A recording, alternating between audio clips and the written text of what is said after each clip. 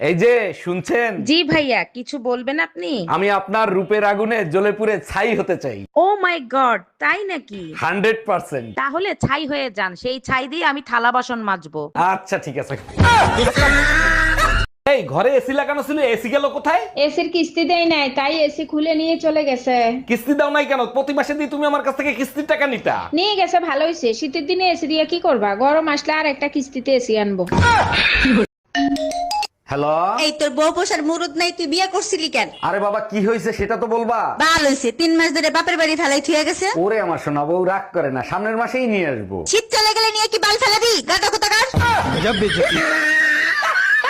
5 বছরের রিলেশন, তোর মুখের কথাই ছেড়ে দেব?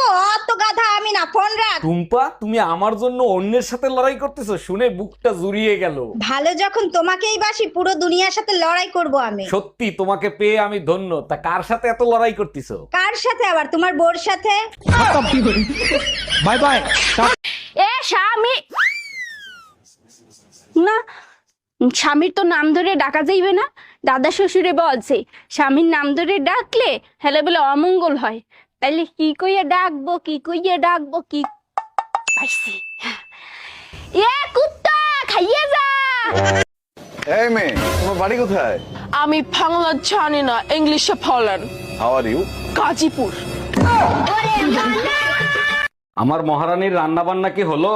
একটু অপেক্ষা করো, এই তো প্রায় শেষ। তোমার রেশমি কালো চুলগুলো মাঝে মধ্যে একটু সামলায় রেখো। আজ মহারাজা এত রোমান্টিক কাহিনী কি? এরপরে যদি তরকারিতে চুল পাই, কান কোন গরম করে ফেলাবো।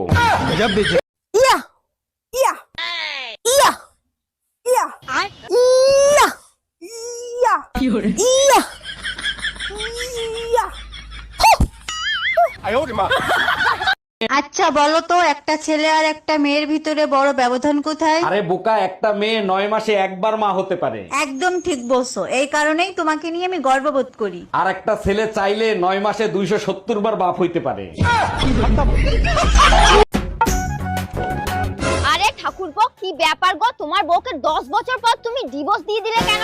আরে বৌদি, তুমি জানো না, চাইল্ড পূর্ণ হইলি ভাবতে পারে, আর শালা বউ পূর্ণ হইলি ওজনে বাড়ে, ওই জন্য শালাকে ডিভোর্স দিয়ে দিয়েছে। পুরো নিপুংস হলো তো।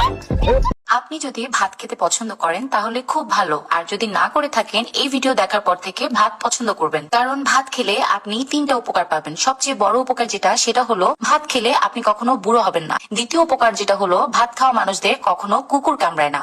3 নাম্বার উপকার হলো, ভাত খাওয়া মানুষদের বাসায় কখনো চুরি হয় না। বিস্তারিত জেনে আসি। নাম্বার 1, ভাত খাওয়া মানুষ কখনো বুড়ো হয় না, কারণ সে অল্প বয়সেই মরে যায়, কারণ ভাত স্বাস্থ্যের জন্য ভালো না।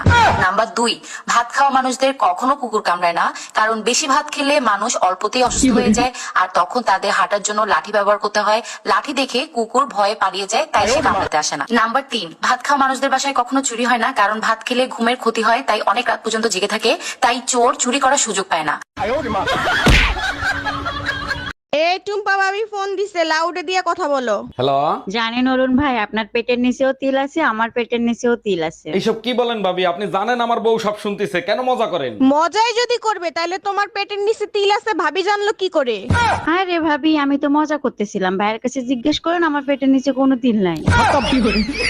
Bye bye, tata, good bye. আরে ভাবি, বহু বছর পর দেখা, তারপর বলেন কেমন আছেন? বাচ্চা কাচ্চা কয়টা? অরুণ ভাই ভালো আছি, বাচ্চা কাচ্চা 11টা, আরেকটা আসিতেছে। বলেন কি, তাই নাকি? আপনার জমিন তো দেখি অনেক উর্বর, অনেক ফসল হয়। আরে অরুণ ভাই, শুধু জমিন উর্বর না, আমার কৃষক অনেক পরিশ্রম করে।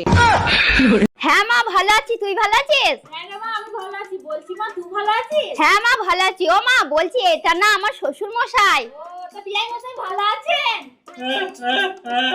আরে বাবা, আমি জানি তো আপনি কথা বলতে পারেন না। আপনি যা বলার আমার মাকে ইশারায় বলুন, আমার মা ঠিক বুঝে নেবে।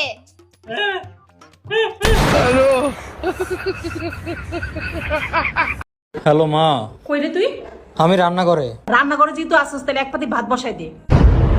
মা, আমি বাথরুমে হাঁকতাছি। তাহলে বাথরুমে এক বাতি কাপড় ভিজানো আছে, ওগুলো একটু ধুয়ে দিস। মা, মিথ্যা কথা, আমি একটু দোকানে আইছি। তাহলে দোকান থেকে আসার সময় 2 প্যাকেট বিস্কিট নিয়ে আসিস। মা, আমি তো মরে গেছি। হাই হাই, তুই মইরা গেছিস? তাহলে এক কাজ করিস, তোর দাদারে জিজ্ঞেস করিস তো এই সম্পত্তির দলিলটা কই আছে।